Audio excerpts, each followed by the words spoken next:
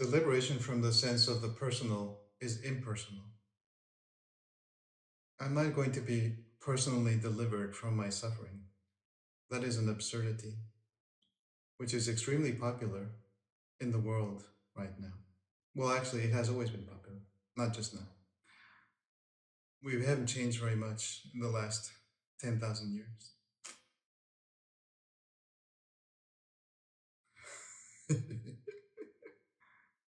Oh, yes, my deliverance will be personal and very, very aesthetic, very pleasing to the eye, or whatever. Satisfactory in a sensory manner that is beyond parallel.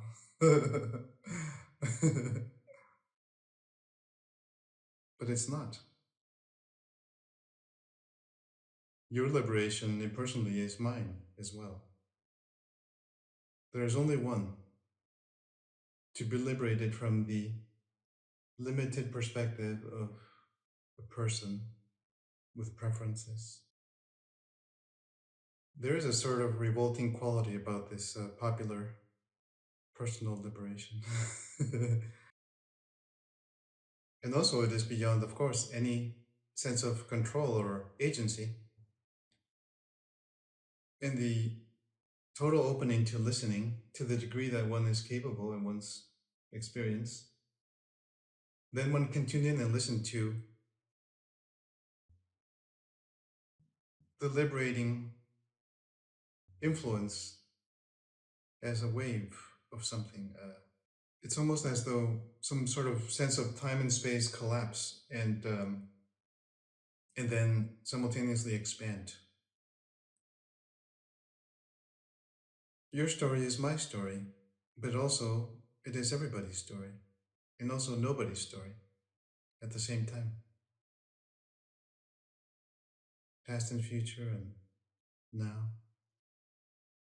Here we propose that we could easily prepare ourselves, well, not easily, but simply prepare ourselves for this by engaging in the cultivation of the capacity to detect my bodily and facial expressions.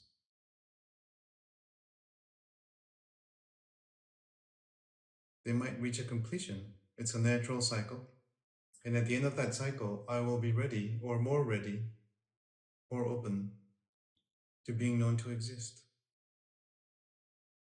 Just at that very moment when the curve has switched to the deactivation cycle, it is descending. It's going to rest before it reaches the trough of the curve and begins to go up again. Oh, I just said that. Oh. In this interval of descent, right at the top, when it begins to go down, then I can listen even more. There's a lot of energy, potentially.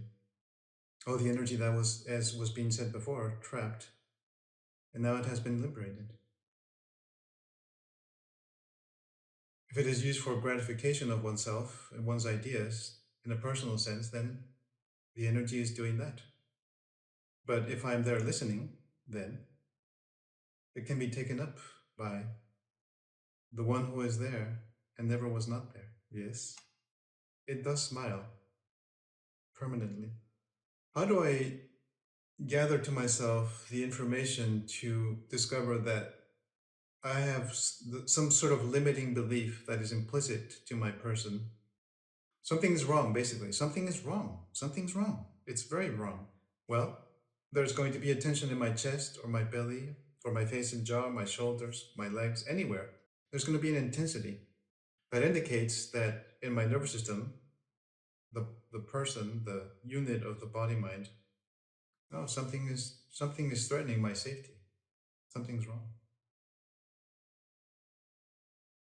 Then it's as simple as, oh, does it know that I'm aware of it? Maybe. There's only intelligence, especially in the body mind. So it will know that I'm aware of it, and that act of being aware of it the energy will be freer to travel all the way up to my face, where I can constate exactly how I felt about myself when that event of constriction happened. Whenever that was, it doesn't matter. Right now, it can be free. Now, not later, now. Because later never comes.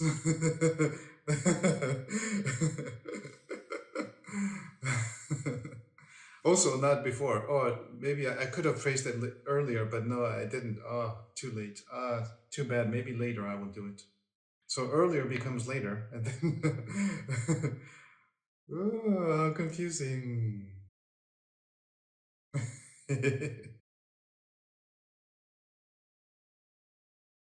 It is also very comical in a tragic way. Or you can say it's very tragic in a comical way. Either way, it's fine.